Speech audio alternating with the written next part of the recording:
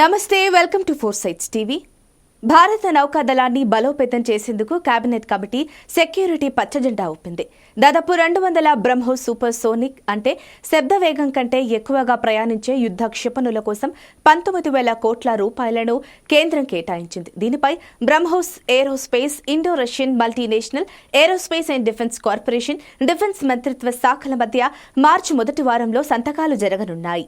DRDO, Russia, ఎన్పీఓ మషినో స్ట్రోయేనియా మధ్య ఒప్పందం BrahMos ఎయిర్స్పేస్ private limited 1998లో ఏర్పడింది. మొదట్లో రెండు దేశాలకు మధ్య సమాన యాజమాన్య హక్కులు ఉన్నప్పటికీ భారత్ క్రమంగా తన పెట్టుబడులను పెంచింది. డిజైన్, డెవలప్మెంట్, ప్రొడక్షన్, మార్కెటింగ్లో భారత్ భాగస్వామిగా ఉంది. ప్రపంచంలోనే అత్యధిక వేగంతో ప్రయాణించే క్షిపణిగా బ్రహ్మోస్ రూపొందింది.